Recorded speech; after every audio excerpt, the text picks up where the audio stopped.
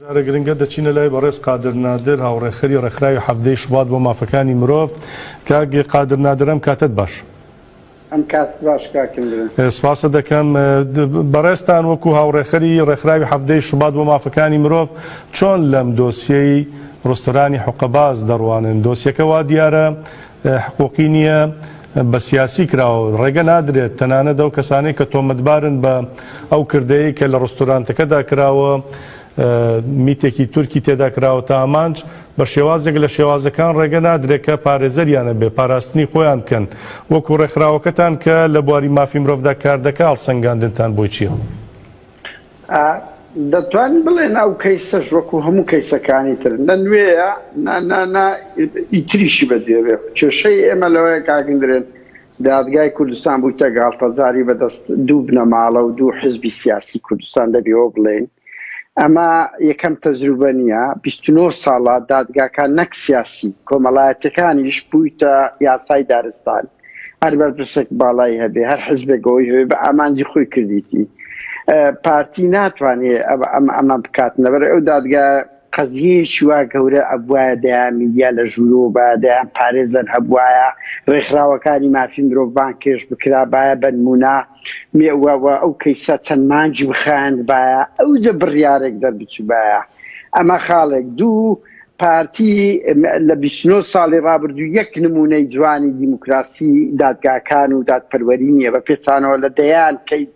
گاڵتەجاری وەکو سەردەش عوسمانی کردە تیرۆریست کە دوای ئەوە دەرکەوت ئەو کەسێک کردێت تیرۆریستیش پێشتر گیرا بوو. دەیان کەیسی وەکو فەریدون جوانڕۆیی بە سەدان کوردی ڕۆژهەڵات و باکوور نەک لە 67کان هەر لە نۆتیەکەوە لە قۆناغی شاخیان ئەوانە تیرۆر کراون یەک کەس نەگیراوە.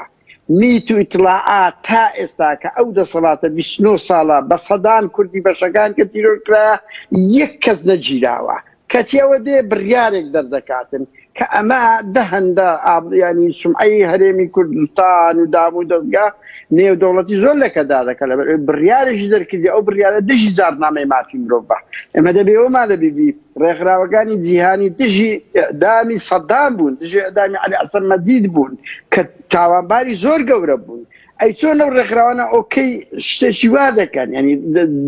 بڕیاری لە سێدارەدان هەر بڕیارێکی زۆر مەترسیدارە، بەڵام ئەمە بەرتیرێکی سیاسیە واوە درێژەی ئەو گاڵتەجاریەیە. ینی ئەمە تۆواز لەو تومەتە بێنین لەو لێکدانەوە بێنین کە ئەوە حەقەکی ڕەوا بۆ میتە و دەیان کەساتی کەی هەڵگری ڕێبازی ئاپۆتی لەو کوردستانی شەهید بووە کە کەس دۆسی لۆ نەکرایتەوە. بەڵام تۆ دێی ئەگەر دامان نا ئەو دۆسیە هیچ سیفەتێکی پرۆفشناڵی نییە، قەشمەری خانەگە درێژەی ئەو گاڵتەجاری ماڵی بارزانانی لەگە میتی ترشی دەیکەن. انتقامە دوی ئاستی دەبرێز قادرنادر مرۆڤ دکارە چی بکە سازی و دەستگەین مافی مرۆڤ لە باشووری کوردستان چەندین بەهێزن دەتوانن ڕای گشتی شیار بکەن، ڕێکخستن بکەن لە دژی ئەو مەسەلەیە هەڵوێست بگرن ئەو دەرفەتە هەیە لە باشووری کوردستان. وەڵایم بە ڕاشکاوی بڵێن هەموو حزب و ڕێکخراوێک هەتا دۆسیەک لە خۆی نزیک پێ زۆر گەورە دەکاتن. یعنی ئەمە ئێستا لێرەش داوا دەکەین دادگای کوردستان یاسا هەرێم قەشمەریخانەیە بەدەست یەک مەسئول. ئێمە دەیان نمونەمان دیتە ئەمە دەبێت بە ستراتی زۆر بژیرێ، بە ستراتی زۆر بژیرێ، نەک لە یەک دۆسی ئەمە بڵێن ئەوە خەتەرە، هەمووی خەتەرە. دادگا وجودی نییە، یاسا وجودی نییە. بێگومان حرەکەی مافی مرۆڤ لە کوردستان بەهێزە، حرەکەی دیموکراتیەت بەهێزە، بەڵام ناڕێکخراوە. کەیسەکان میدیاکان کەم لەسەری ڕادەوەستن و بێگومان ئەو دۆسی زۆر خەتەرە لەبەرەوەی بڕیاری لە سێدارەدان لە دوو کەسی دەرچووە و ئەو دوو کەسە هیچ سیفەتە قانونیان نەبووە، پارێزەریان نەبووە، ئاشکەنجە دراون لەبەر چاوێرە هەر هەمومانەوە. ئەمدا دۆسیە گاڵتەجاریشکەی نوێیە کە دەکرێت ئەگەر ڕێخستنەکان لە ئەوروپا فشار لە ڕێکخراوە نێودەوڵەتیەکان بکەن خۆپیشاندانی جەماوەری لەگە پارتی ناخواتن ئەو شێوە ئوسلوبە بەس ئەتوو لە میدیا بەرنامەیەک دابنێ ئەبێ یەکمان کەمپینی لە بۆ دابنێ ئەبێ خۆپیشاندان لە بەردەم زۆربەی بارەگاکانی دەستێ بکەین. ئاوانەگەن پارتی واز نایەن لەو بڕیارانە. یعنی دەبێت چاڵاکی پێکوەرن هۆن دەبێژن وەکی دن مرۆڤ دەکارە چ بکرێ گاوێن وەرن ئاوێتن مەسەلە هونژی برس نادر هونژی ڕێکخستنێکن بۆ مافێ مرۆڤ خەبات دمێشینن سازی و دەستگەین ku li derveyî Kurdistana başûr bi taybet de Ewropayê xebatan dimeşînin we got dikarin bikevin tevgerê û sazî û dezgên nav netewî jî bixin tevgerê. Gavê ku werin avêtin pêşniyazê we hebin û بێگومان ئەوە ئەرچی هەموو مرۆڤ ئازادی خوازە ئەوە نیقاش تێدا هەڵناگری بە تایبەتی ئێمە کە پیشەمان ئەوەیە بەڵام کێشەکە لەوەدا ئێمە لە هەموو کەیسێک بە تەنها دەمانهێڵنەوە یعنی ما داواتان لێ دەکەین ئەگەر دەتانەوێت سنوورێک بۆ دادگا بۆ ئەو گاڵتەزانیە بە دادگا دابدرێ بۆ ئەو دوو گەنجە و بۆ خەڵکی ترەوە بۆ کەیسی تر دابدرێ ئەبێ ئەوە بە استراتی زۆر بژێ ئیش لەسەر سواکردنی دادگا و گاڵتەجاری یاساکان لە کوردستان بکرێ ئەویش بەوە کرێ فشاری جەماوەری بکرێ بە بەیاننامە پارتی جێلێ نییە ملیۆن بەیاننامە مالەس کرد ئەبێ بەڵێ خۆ پیشاندان لە بەردەم ئەوە زۆر مهمە بەڵێ خۆ پیشاندان لە بەردەم ئەمنستی بکەن لە بەردەم پەرلەمانی ئەوروپا بکەن لە بەردەم ئەوەک تەماوەرشی زۆرتان هەیە من نازانم ئەو جەماوەرە لۆ کەیسانە ناجوولێ لۆ کەیسی باشوور هیچ ناجوولێ کە پێمان دەکرێت حدود دابدەین ئێمە بەڕێکخراوەکی بچووک دەیان کەیسمان تەوقی پارتی کرد هەر پارتە ڕۆژ شوێکی ئەوڕۆدا ئەمە هەموو ئەوانەی زیندانیانی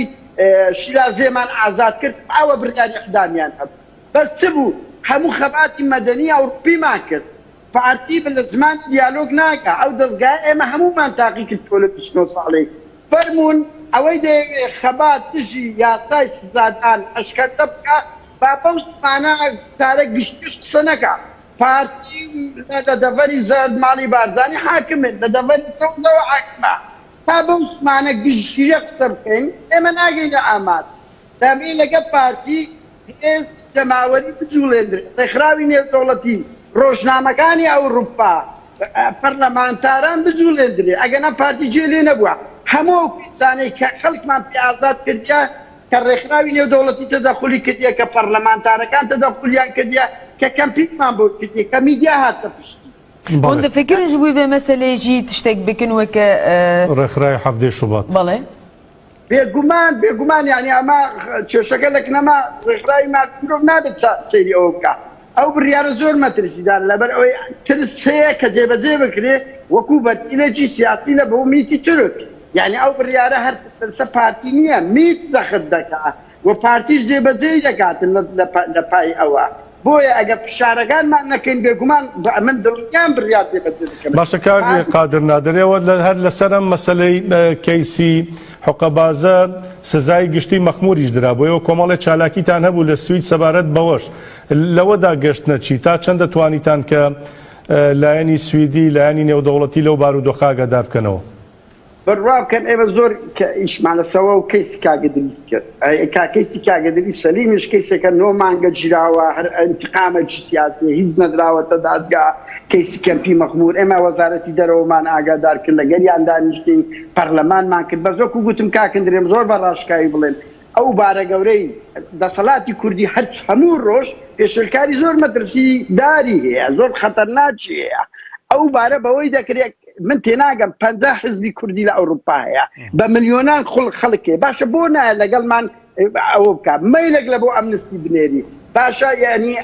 کێشەکە لەوەدا ئێمە ئەو هاوڕێشتانەمان زۆر پەیوەندی لەسەر کەمپی مەخمور لەسەر کەیسی ئیدریس خەڵکی تریش لە بەریتانیا هاتنە سەقات لە هەموو وڵاتەکان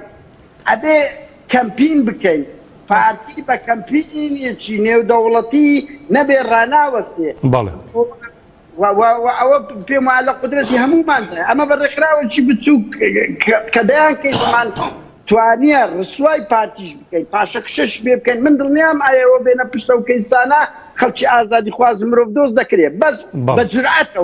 جورئەتەوە بە ڕاشکاوی بڵێن بە زمانی گوتاری 89ەکان لەگە پارتی ناخوا تۆ ئەبێ بە ڕاشکاوی و دەرگای نێودەوڵەتی لێ بگری و هەموو پێشێلکاریەکانی مەلەف ئێستا مەسەڵەن پێشنیاز دەکەم ستێرێک تیڤێ هەموو دۆستەکانی مافی مرۆڤی چیرۆری سیاسی ئەو 29 ساڵە بجوڵێنن کەمپین بکەن ناو شیروان مستەفا ئەمر قەرزی ئەدامی لۆ دەرچوو بە نمونەکتان پێ بڵێن ئەمری ئەدامی لۆ دەرچوو پارتی کە ئەوە گاڵتەزاری پێ کرد 48 کاتژمێر کەمپینی لەسەر پارتی کرد پارتی کەیسەکەی چ لێ کرد چی لێ کرد یعنی پارتی لەو زمانە گوتارە ریفۆرمیستە ناگات ئەبێ کەمپینی لەگەر بکەیت زۆر باش سپاست دەکەین بەڕێز قادر نادر